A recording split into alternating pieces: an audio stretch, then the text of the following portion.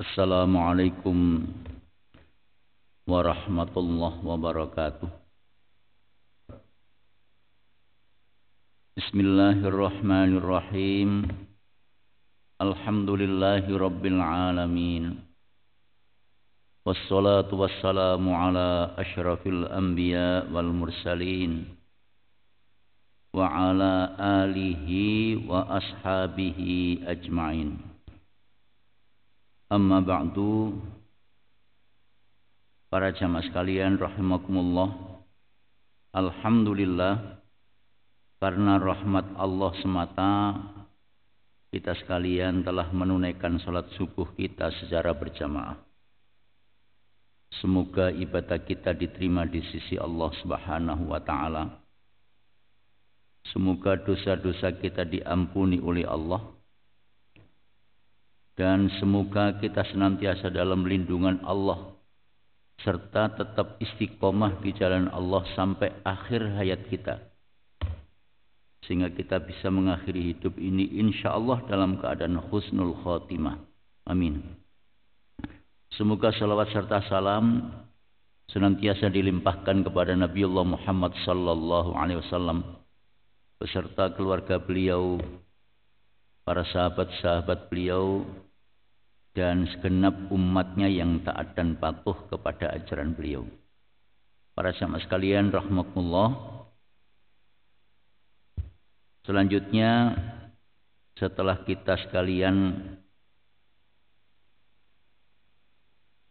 kami sampaikan hal-hal yang terkait dengan kesucian thaharah, yang menyangkut masalah air, yang menyangkut masalah cara menghilangkan najis agar diri kita ini senantiasa bersih dari kotoran, dari najis. Maka sekarang kita memasuki babul wudu. Ini menjadi pintu masuk dalam kaitannya dengan pelaksanaan sholat. Para jamaah sekalian rahmatullah, setiap orang yang akan menunaikan sholat, maka kepadanya diwajibkan untuk berwudu. Orang yang akan menunaikan sholat tanpa berwudu, maka sholatnya tidak sah. Walaupun mereka sholat berkali-kali, tapi kalau tanpa wudu, maka sholatnya tidak sah. La sholata liman la wudu alahu. Tidak ada sholat tanpa berwudu. Karena itu berwudu ini menjadi kewajiban bagi setiap orang yang akan menunaikan ibadah sholat. Para jamaah sekalian rahmatullah, dasar diperintahkannya berwudu ini di dalam Al-Quran diungkapkan oleh Allah, A'udzu billahi minasyaitonir rajim. Ya ayyuhalladzina amanu idza qumtum ilas shalah faghsilu wujuhakum wa aydiyakum ilal marafiq wamsahu bi ru'usikum wa arjulakum ilal ka'bain. Wa in kuntum junuban fattahharu wa in kuntum marudha aw ala safarin aw jaa ahadum minkum minal ghaid aw lamastumun nisa falam tajidu ma'an fatayammamu sa'idan thayyiban famsahu bi ru'usikum wa aydikum min ila akhir ayat surat Al-Maidah ayat nomor 6. Ya ayyuhalladzina amanu, hai orang-orang yang beriman. Jadi ayat ini sasarannya, khitabnya ditujukan kepada orang yang beriman saja, tidak kepada orang lain. Ya, tidak kepada orang lain. Orang yang beriman itu orang yang membenarkan syariat Allah dan siap melaksanakan syariat itu yang menyangkut di dalamnya ada perintah dan juga larangan. Jadi orang-orang yang beriman kepada Allah dimanapun mereka berada, ketika membaca ayat Allah ya ayyuhalladzina amanu, maka praktis yang bersangkutan merasa dipanggil oleh Allah. Idza kumtum ila shalah, apabila kalian akan menunaikan salat. Ya, kalau akan menunaikan salat, maka Allah tegaskan di sini faghsilu wujuhakum, maka basuhlah wajah-wajah kamu. Wa aydiyakum ilal marafiq, dan kedua tanganmu sampai siku, sampai sikut, ya. Ini batasan membasuh tangan. Wamsahu biru'usikum, dan usaplah kepala-kepalamu. Wa arjulakum, dan basuhlah kaki-kakimu. Ilal ka'bain, sampai mata kaki. Orang Jawa bilang sampai kemiren. Itu. Kenapa mata kaki disebut kemiren? Karena bentuknya menyerupai kemiri, bumbu dapur itu. Wa in kuntum junuban, dan jika kamu dalam keadaan junub, dalam keadaan hadas besar, fattahharu, kalau akan sholat maka bersucilah terlebih dahulu. Maksudnya di sini adalah mandi janabah. Ya, jadi ketika orang dalam keadaan junub, dalam keadaan berhadas besar, ada hadas besar, ada hadas kecil. Ya, hadas besar dalam hal ini adalah junub. Ketika orang dalam keadaan junub, maka kepada yang bersangkutan ketika akan menunaikan sholat, fattahharu, diperintahkan oleh Allah untuk mensucikan diri dari hadas besar, yaitu dengan cara mandi junub. Wa in kuntum marudha, dan jika kamu dalam keadaan sakit, au ala safarin, atau dalam bepergian, au jaa ahadum minkum minal ghaid, atau ketika kamu keluar atau selesai menunaikan hajat, apakah itu hajat kecil, hajat besar, dalam hal ini dari kamar kecil, dari jamban, dari WC, au lamastumun nisa, atau kamu menyentuh wanita, ya, dalam hal ini adalah istri, maksudnya hubungan suami istri. Falam tajidu ma'an, sementara kamu tidak mendapatkan air, fatayammamu sa'idan thayyiba, sebagai gantinya adalah bertayamum dengan debu yang baik. Jadi ketika orang akan sholat, kemudian ketika orang akan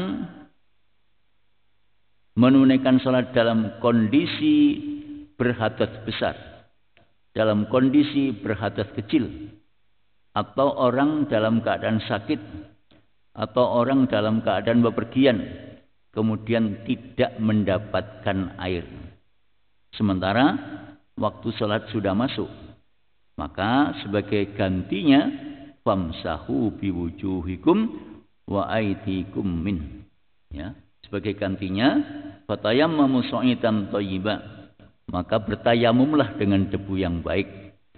Dan berikutnya caranya famsahu biwujuhikum, usaplah wajah-wajahmu, wa aydikum min, dan kedua tanganmu dengan debu tadi itu.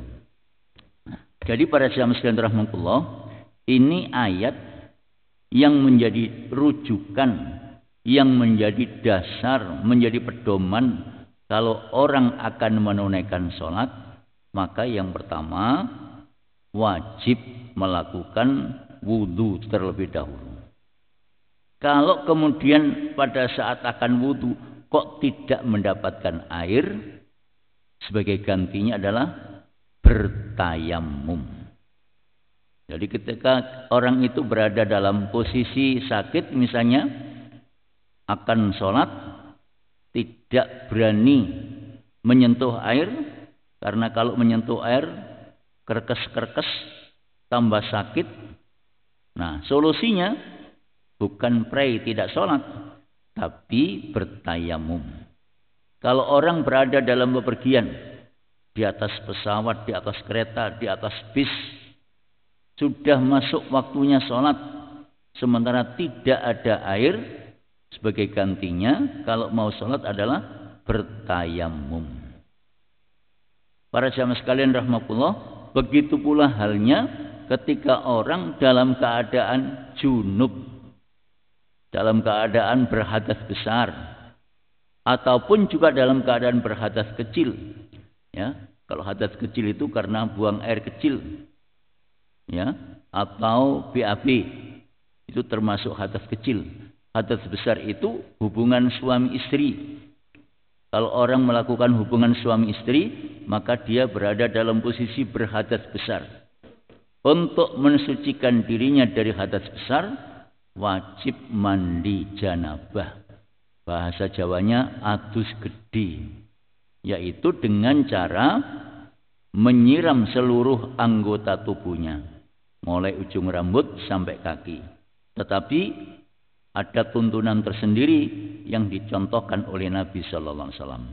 Nah, kalau kemudian orang itu mau mandi junub tidak bisa karena tidak ada air, ya, sebagai gantinya adalah bertayamum. Ya, bertayamum. Bertayamum ini menggunakan debu yang baik, nah, lalu kemudian diusapkan ke wajah dan kedua tangan. Nah, para jamaah sekalian rahmatullah. Jadi inilah yang menjadi dasar diperintahkannya seseorang untuk berwudu ketika akan menunaikan sholat. Di dalam ayat ini ada 4 hal penting yang menjadi bagian-bagian tertentu dalam hal menunaikan wudu. Yang pertama yaitu membasuh wajah. Lalu yang kedua membasuh tangan sampai sikut. Yang ketiga mengusap kepala, dan yang keempat adalah membasuh kaki. Tetapi dalam prakteknya para jamaah sekalian rahmatullah, Rasulullah sallallahu alaihi wasallam di dalam melaksanakan berwudu tidak hanya membasuh 4 wilayah itu, namun diawali dengan membasuh kedua tangan sampai pergelangan tangan, yang kanan dan yang kiri. Kemudian berkumur serta memasukkan air ke dalam hidung, lalu disedot lagi seperti yang sudah kita lakukan biasanya itu. Nah, para jamaah sekalian rahmatullah, termasuk di dalamnya diawali dengan niat.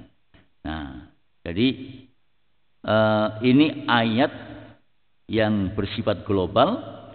Prakteknya Rasulullah SAW dalam melaksanakan berwudu tidak hanya membasuh 4 bagian dari anggota tubuh yang ada, tetapi diawali dengan niat membaca basmalah, kemudian membasuh tangan sampai pergelangan tangan kanan dan kiri, lalu berkumur, lantas juga bersiwak. Nah, siwak itu kalau kemudian orang itu tidak merasa keberatan, itu sangat diperintahkan oleh Nabi. Tapi Nabi tidak menekankan perintah itu secara maksimal, sebab khawatir nanti umat merasa keberatan. Nah, para jamaah sekalian rahmatullah, terkait dengan berwudu ini mohon maaf, kadang-kadang orang merasa wah wis gede, wis tuwa, kok sik diajari wudu wae. Nah, para jamaah sekalian rahmatullah, sementara kadang-kadang di antara kita karena sudah sekian lama mempraktekkan wudu, kadang-kadang tidak sempat pernah koreksi. Apakah tata cara berwudu saya ini sudah sesuai tuntunan apa belum? Nah, hal-hal yang semacam itu penting. Sebab tidak jarang kita jumpai, secara kasat mata saya melihat sendiri, orang membasuh muka misalnya. Yang namanya muka itu secara vertikal ini sampai dengan dahi tempat tumbuhnya rambut. Nah, jadi sampai sini ini tempat tumbuhnya rambut. harus kita basuh ke samping horizontal, pilingan juga begitu, sampai dengan janggut kita. Kalau ada jenggotnya, ya selah-selah apa itu namanya, jenggotnya itu disela-selai air. Nah kemudian para jamaah sekalian rahmatullah, di samping membasuh muka secara merata, pojokan mata kanan kiri, terutama kalau bangun tidur, ini dibersihkan. Ya, jadi setelah membasuh muka biar begini digosok, jangan lupa pojokan mata. Ya, pojokan mata ini dibersihkan supaya sisa-sisa kotoran ketika bangun tidur, dalam bahasa Jawa namanya ketek, itu supaya hilang, supaya bersih. Ya, itu para jamaah sekalian rahmatullah. Jadi ayat ini yang menjadi dasar diperintahkannya kita untuk berwudu.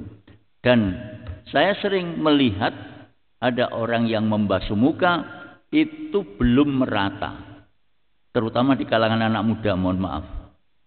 Kadang-kadang cukup cepat begitu. Habis itu dianggap selesai membasuh muka yang seperti itu, sementara pipi kanan kiri ini masih kering. Nah, termasuk membasuh tangan. Membasuh tangan itu harusnya sampai sikut, dan bahkan lebih baik lagi kalau di atas sikut. Ya, lebih baik lagi kalau di atas sikut. Sementara yang sering saya lihat kadang-kadang tidak sampai sikut, hanya separuh tangan. Ya, hanya separuh tangan. Itu sering terjadi. Dan kadang-kadang kalau yang bersangkutan diingatkan, ini kadang-kadang kemudian salah paham. Ya. Para jamaah sekalian rahmatullah, sementara ada juga yang betul-betul memperhatikan. Nah, kemudian termasuk pada saat membasuh kaki. Ini kadang-kadang cuma pucuknya kaki saja yang disiram. Sementara tumitnya, kencetnya itu tidak tersiram. Nah, padahal ada hadis Nabi, wailun lil aqabi minan nar.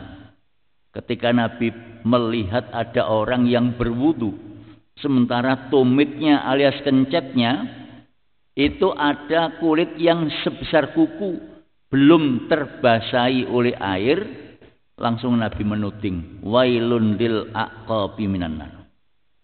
Celakalah kaki itu bisa masuk neraka. Jadi seperti itu. Nah, para jamaah sekalian rahmatullah, karena itu maka berwudu ini menjadi wajib. Kalau kemudian tidak ada air, barulah sebagai gantinya adalah bertayamum. Ayat ini turun kepada Nabi, para jamaah sekalian rahmatullah, pada saat Nabi dan para sahabat-sahabat beliau pulang dari sebuah peperangan. Kemudian menjelang dekat Madinah, lantas istirahat. Saat itu kemudian Aisyah ini mau buang air barangkali, lalu kalungnya hilang. Kalungnya hilang, kemudian orang-orang sama mencari. Ketika orang-orang mencari, pada saat itu kemudian Aisyah didatangi Abu Bakar. Abu Bakar itu bapaknya Aisyah, sekaligus mertuanya Nabi. Nah, Aisyah kemudian dipukul oleh Abu Bakar, gara-gara kamu orang kemudian terhambat. Nah, lantas Nabi bangun, sementara masuk waktu subuh. Sudah masuk waktu subuh. Nah, ketika sudah masuk waktu subuh, lantas kemudian orang-orang cari air. Sementara ketika mencari air untuk wudhu itu tidak ada, ayat inilah turun kepada Nabi. Ya, jadi ketika falam tajidu ma'an, ketika tidak mendapatkan air, fatayammamu sa'idan thayyiba, maka bertayamumlah kamu dengan debu yang baik. Para jamaah sekalian rahmatullah, Nabi sallallahu alaihi wasallam memberikan pelajaran kepada kita tentang solusi ketika orang akan berwudu tidak mendapatkan air, yaitu dengan bertayamum. Nah, ayat ini para jamaah sekalian rahmatullah sebagai dasar diturunkannya orang wajib bertayamum ketika akan sholat tidak mendapatkan air. Ya, ketika akan sholat tidak mendapatkan air. Para jamaah sekalian rahmatullah. Ayat ini turun ketika Nabi sudah di Madinah. Sementara sholat itu turun ketika Nabi masih di Mekah.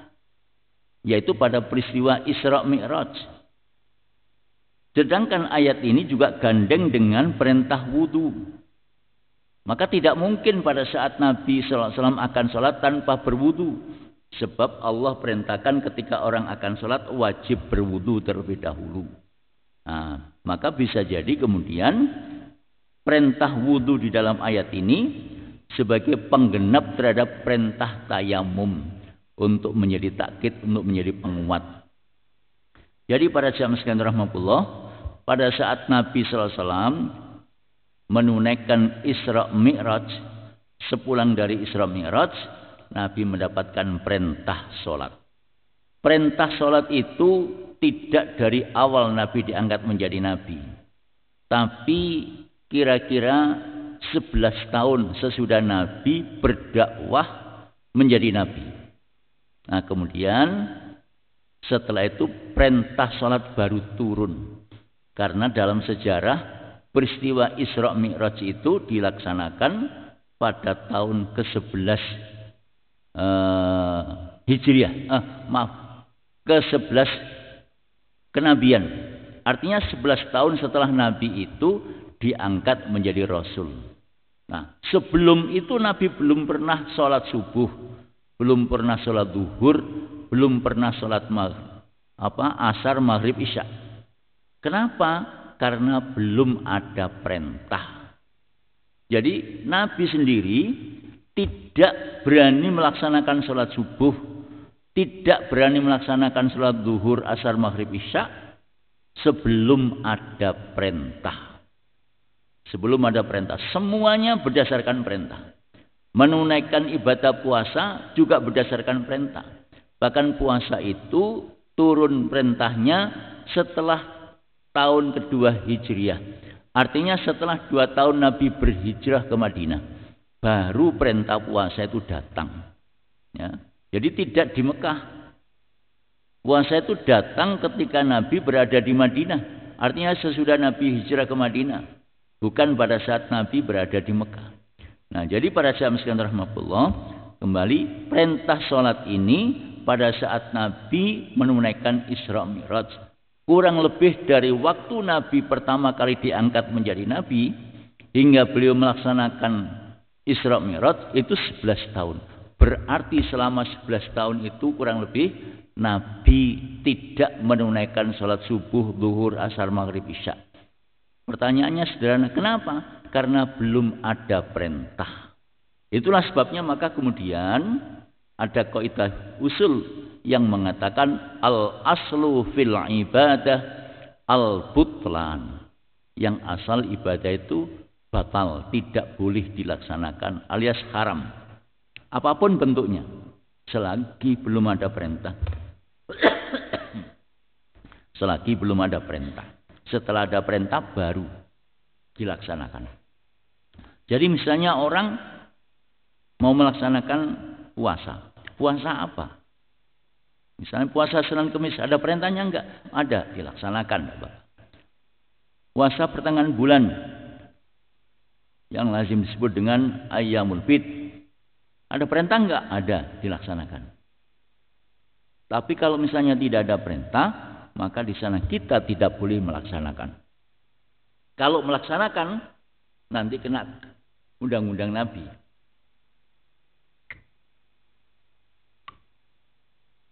Apa undang-undangnya Nabi? Man amila amalan laisa alaihi amruna fahuwa raddun. Siapa yang melaksanakan ibadah padahal tidak ada perintah dari Nabi, tidak ada contoh dari Nabi, besok ditolak. Itulah sebabnya maka dalam beribadah kepada Allah sederhana. Ada perintah enggak? Ada perintah dilaksanakan. Tidak ada perintah tidak. Para jamaah sekalian rahmatullah. Begitu pula halnya terkait dengan masalah perintah berwudu. Orang akan sholat wajib berwudu dulu. Kalau tidak ada air, baru kemudian bertayamum.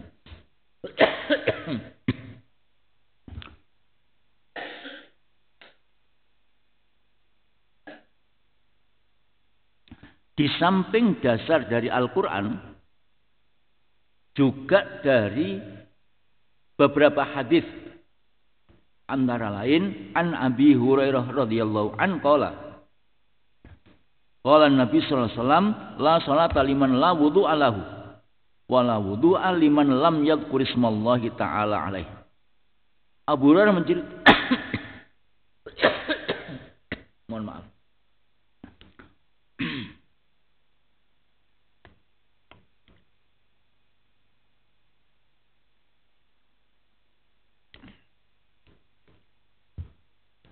Abu Hurairah menceritakan Rasulullah SAW bersabda, la sholata liman la wudu'a lahu. Tidak ada sholat, artinya tidak sah sholat. La wudu'a lahu, tanpa ada wudu di dalamnya. Orang mau sholat berapa kali pun, kalau tidak diawali dengan wudu, maka sholatnya tidak sah. Wala wudu'a liman lam yadhkur ismallahi ta'ala alaih. Dan tidak ada wudu bagi orang yang tidak menyebut asma Allah ketika akan menunaikannya. Nah, ini menjadi dasar buat kita ketika akan menunaikan sholat wajib berwudu. Juga an Abi Hurairah radhiyallahu an anin Nabi sallallahu alaihi wasallam qala la yaqbalullahu sholata ahadikum idza ahdatsa hatta yatawadda. Abu Hurairah menceritakan dari Nabi sallallahu alaihi wasallam, beliau bersabda, tidak akan diterima oleh Allah salat seseorang di antara kamu idza ahdatsa hatta yatawadda.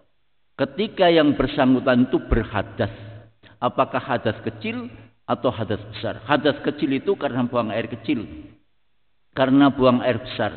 Hadas besar karena junub, karena telah melakukan hubungan suami istri, ya, itu menjadi hadas besar. Kalau yang bersangkutan dalam keadaan berhadas kemudian sholat, maka sholatnya tidak akan diterima. Nah, pengalaman ini saya melihat langsung ada seorang tamatan SMK, ya, SMK. Kalau dulu itu STM. Nah, pada saat itu menjelang sholat maghrib, yang bersangkutan sudah berwudu. Setelah berwudu, kemudian naik ke masjid. Habis berwudu, naik ke masjid, lantas buang air kecil. Balik lagi ke kamar mandi, buang air kecil. Habis buang air kecil, tidak berwudu lagi. Langsung mau naik masjid. Lalu saya tegur, loh, sampean tadi kan buang air kecil. Kok tidak berwudu lagi? Loh, tadi kan saya sudah berwudu, Pak. Loh, kalau sudah berwudu kemudian buang air kecil, itu berarti wudunya batal. Ngono ta, Pak. Lah, ini alumni SMK atau STM pada waktu itu. Jadi ketika yang bersangkutan akan sholat, kemudian berhadas.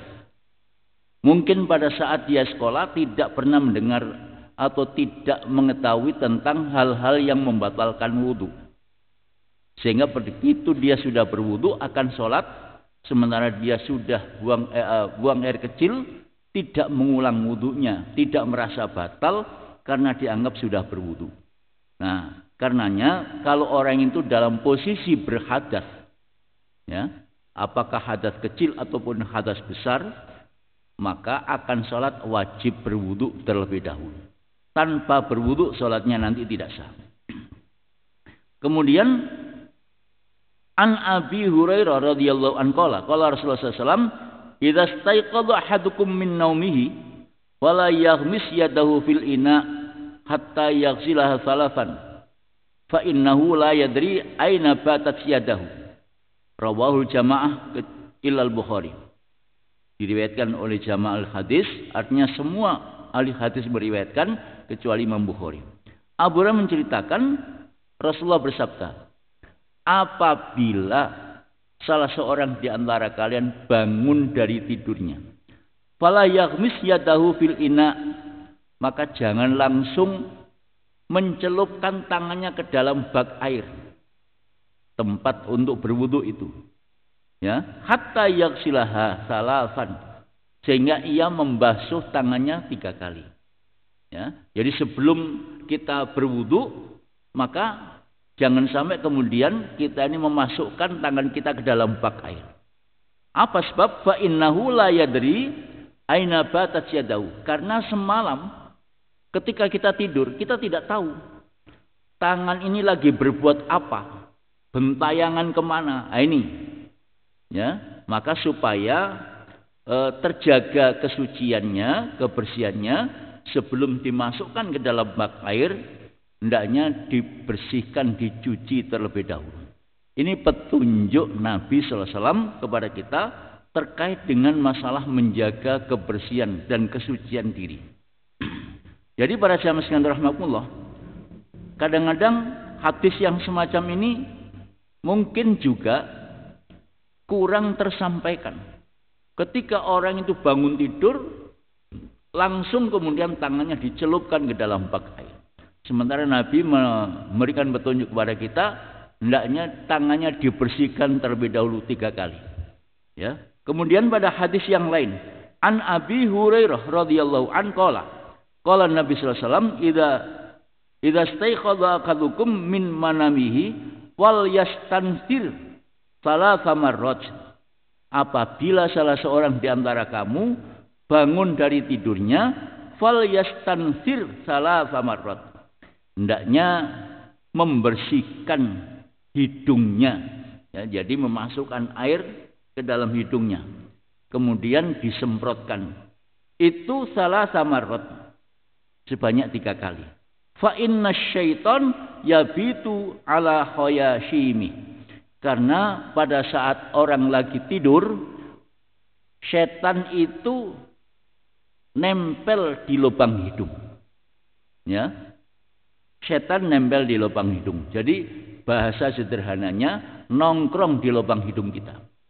Oleh sebab itu ketika orang akan bangun tidur, supaya lubang hidungnya itu sendiri dibersihkan, ya, kemudian dibuang lagi keluar. Jadi ringkasnya begini, ketika orang bangun tidur, terlebih dahulu tangannya yang dibersihkan 3 kali, setelah itu ambil air, dimasukkan ke hidung, disemprotkan sebanyak 3 kali. Nah, karena kata Nabi, fa inna syaiton yabitu ala khayashimi. Pada saat kita lagi tidur, syaitan itu lagi nongkrong di lubang hidung. Hadis riwayat Bukhari Muslim. An Jabir radhiyallahu anin Nabi sallallahu alaihi wasallam qala, miftahul jannah as-shalah. Jabir radhiyallahu an menceritakan dari Nabi sallallahu alaihi wasallam, beliau bersabda, miftahul jannah as-shalah. Pintu masuk surga adalah salat. Ya, pintu masuk surga adalah salat. Jadi kalau orang itu kepingin masuk surga, maka harus pegang kuncinya. Apa pegang kuncinya salat itu? Kuncinya salat adalah salat. Kuncinya surga adalah salat. Nabi mengatakan yang membedakan antara orang kafir dengan orang Islam itu salat. Al-farqu bainar rajuli wal kufri tarkus shalah. Kata Nabi, yang membedakan antara orang itu kafir atau Islam itu adalah salat. Kalau ada orang itu menunaikan salat, oh itu tandanya orang Islam. Kalau bukan salat, kalau tidak salat berarti bukan Islam. Kemudian wa miftahus shalah at-tahur, dan kuncinya salat adalah kesucian diri. Yaitu ketika orang akan sholat wajib berwudu terlebih dahulu. Hadis riwayat Abu Dawud, Ahmad, Bayhaqi, dan At-Tayalis. Para jamaah sekalian rahimakumullah, inilah yang menjadi dasar-dasar pelaksanaan ibadah wudu bagi setiap orang yang beriman kepada Allah. Jadi orang-orang yang beriman kepada Allah, dimanapun mereka berada, maka ketika akan menunaikan sholat, kepadanya diwajibkan untuk berwudu. Nah, insya Allah waktu yang akan datang nanti kita akan rincikan bagaimana tata cara berwudu menurut tuntunan Rasulullah SAW. Para jamaah sekalian rahimakumullah, sementara ini mungkin ada pertanyaan sebelum saya tutup. Monggo Monggo. Ada pertanyaan Pak Ustadz sebelah ini. Untuk tentang wudhu Pak Ustadz. Jadi kalau misalnya di kereta atau di pesawat itu kan sebetulnya ada air ya di kamar kecilnya. Nah itu batasan kita berwudu itu jumlah airnya bagaimana? Maksudnya dulu saya pernah tayamum gitu, tapi di pesawat gitu ya, terus diingatkan teman, lo kan ada air di kamar kecil, kenapa harus tayamum gitu. Ya, jadi pertanyaan apa minimal untuk wudu itu airnya bagaimana? Apa sekedar membasahi aja, tidak usah mengalir, pokoknya rata gitu atau bagaimana? Baik, para jamaah sekalian rahmatullah. Ketika seseorang itu berada di sawah itu banyak air kalau musim penghujan. Kalau sekarang ini airnya pesawat, Masya Allah, mohon maaf. Ketika orang itu berada di atas pesawat, ketika orang berada di atas kereta, ketika orang berada di atas bis, sementara waktu masuk sholat sudah datang, maka yang bersangkutan ketika akan sholat, karena di pesawat tidak ada air, kalaupun ada terbatas sekali, ya. Nah, begitu pula di kereta, begitu pula di atas bis, ketika akan sholat tidak ada air. Ini kasusnya seperti orang pada saat berada di tengah laut. Ketika orang itu berada di tengah laut, orang itu tanya kepada Nabi, ya Rasulullah, bolehkah kami berwudu dengan air laut sementara kami seorang pelayar? Ya, jadi ketika berlayar itu hanya membawa persiapan air yang sedikit, dan air yang dibawa itu hanya untuk minum. Kalau ini digunakan untuk berwudu, praktis nanti akan kehilangan bekal untuk minum. Lalu pertanyaannya, bolehkah kami berwudu dengan air laut? Nabi kemudian mengatakan, innal ma'a, sesungguhnya air laut itu tahurun. Ya, air laut itu suci. Nah, ketika kita berada di atas pesawat, ketika kita berada di atas kereta, di atas bis, pada saat akan berwudu tidak ada air, maka di situ sebagai gantinya adalah bertayamum. Ya, sebagai gantinya adalah bertayamum. Bagaimana cara kita bertayamum? Cara kita bertayamum cukup telapak tangan kita ini kita sandarkan kepada kursi yang ada di depan kita. Ya, kursi yang ada di depan kita, kursi yang kita tempati. Ditempelkan bismillahirrahmanirrahim, plek, terus disebul. Kenapa disebul? Kenapa ditiup? Ini namanya ta'abudi. Karena Nabi SAW contohkan seperti itu, ya kita ikuti. Setelah itu kemudian kita usapkan ke wajah. Nah, kemudian setelah itu telapak tangan, sudah selesai. Seperti itu. Jadi mengusap wajah dan telapak tangan sampai pergelangan. Itu sudah selesai praktek bertayamum. Nah, kemudian setelah bertayamum seperti itu, berikutnya menunaikan sholat. Apakah sekali tayamum untuk sekali sholat atau sekali tayamum untuk dipakai berkali-kali sholat? Tidak mengapa selagi belum batal. Ada hadis yang menerangkan begini.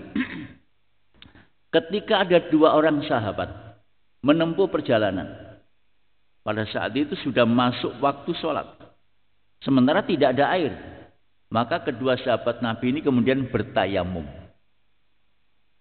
Tetapi setelah bertayamum kemudian menunaikan sholat, pada saat yang lain lalu ketemu air. Begitu ketemu air, dua orang sahabat ini berselisih. Yang satu mengulangi sholatnya dengan berwudu karena ada air. Yang satu tidak mengulangi sholatnya karena sudah dipandang cukup dengan bertayamum tadi itu. Peristiwa itu kemudian disampaikan kepada Nabi.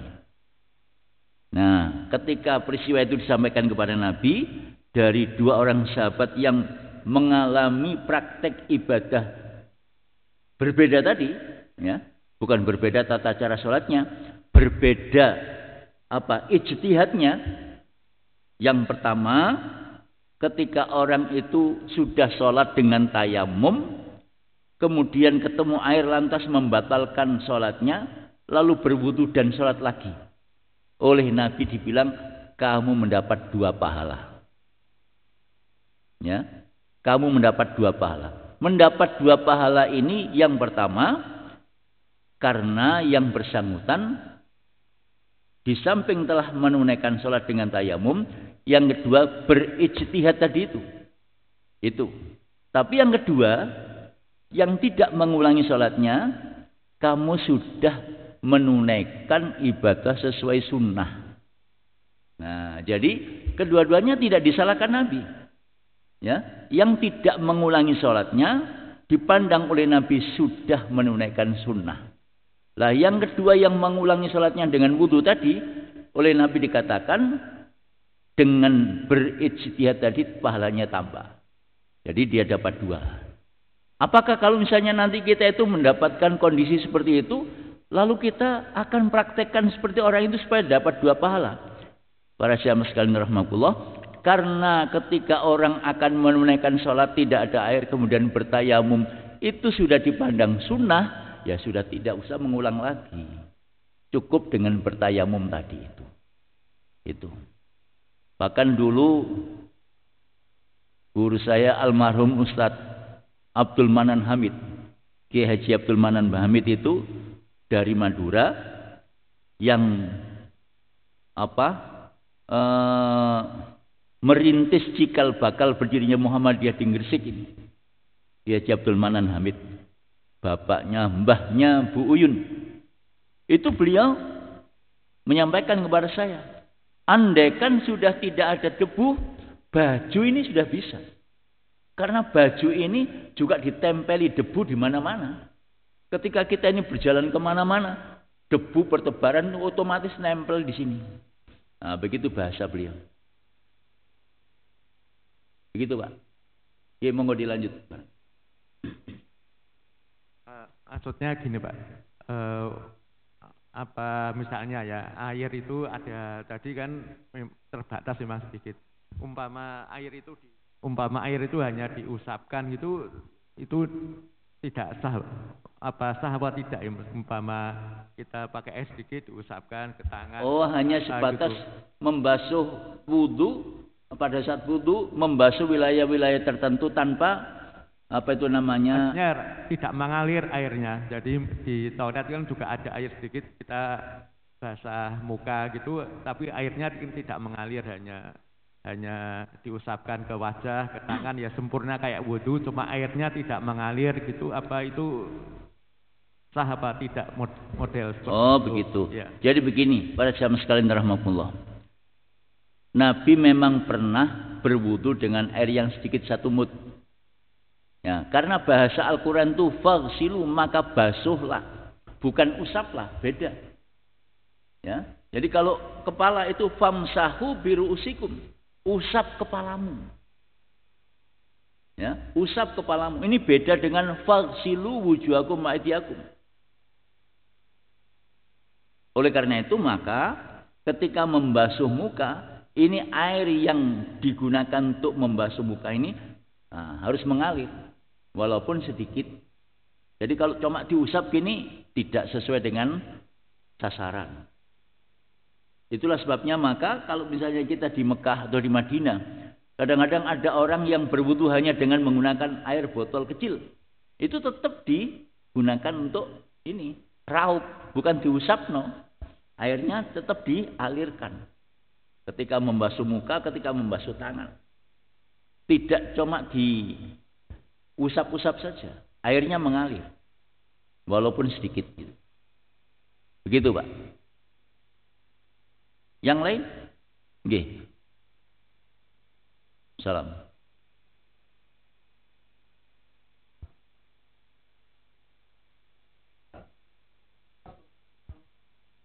Atas besar itu.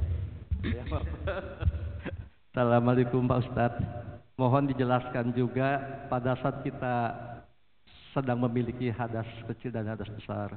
Tentunya kan kita harus membersihkan dulu hadas kecil dan hadas besar. Itu yang harus mungkin perlu dijelaskan dulu itu sebelum kita berwudu.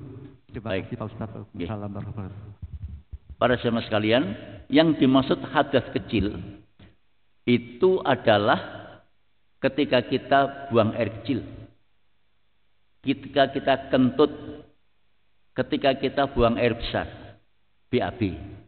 Ketika kita ini sudah berwudu, kemudian lantas buang air kecil, maka kita berada dalam posisi berhadas kecil. Ketika kita berwudu, lantas kita kentut, maka kita berada pada posisi hadas kecil. Ketika kita berwudu, buang air besar, maka kita berada dalam posisi berhadas kecil. Kalau akan sholat, wajib berwudu. Bukan wajib mandi, wajib berwudu. Ketika mau berwudu tidak ada air, gantinya adalah bertayamum.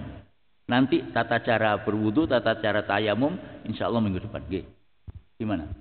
Maksudnya begini Pak Ustadz, jadi harus dibersihkan dulu bagaimana gitu. Pada saat kita setelah buang air kecil, kan mungkin ada aturan harus benar-benar bersih baru kita wudu atau bagaimana gitu Pak Ustadz.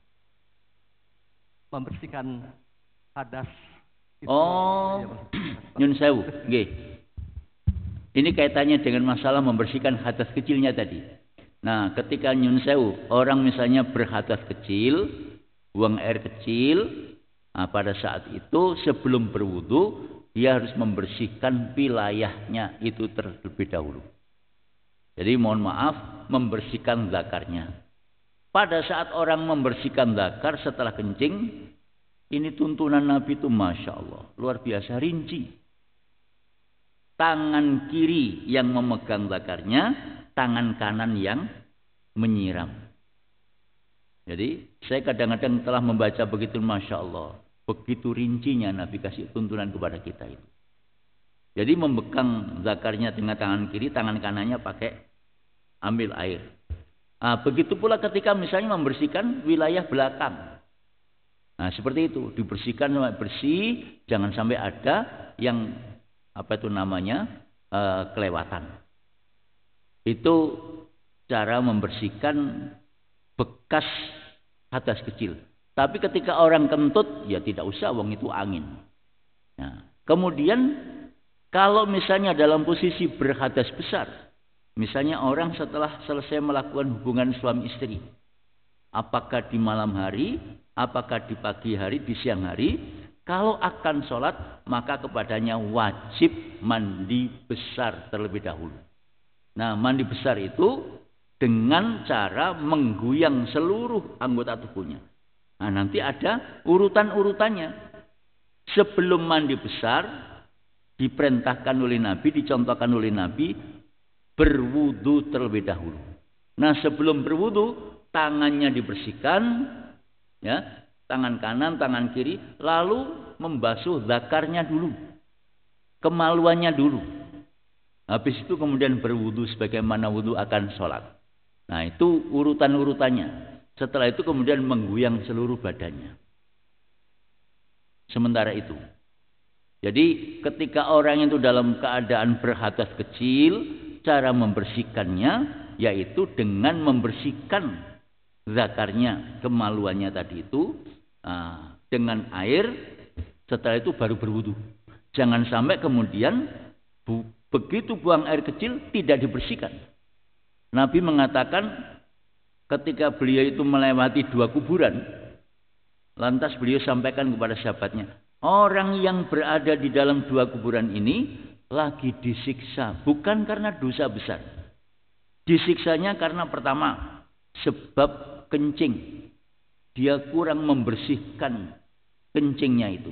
Kurang membersihkan bagian yang mengeluarkan kencing itu. Lalu yang kedua, karena suka adu domba.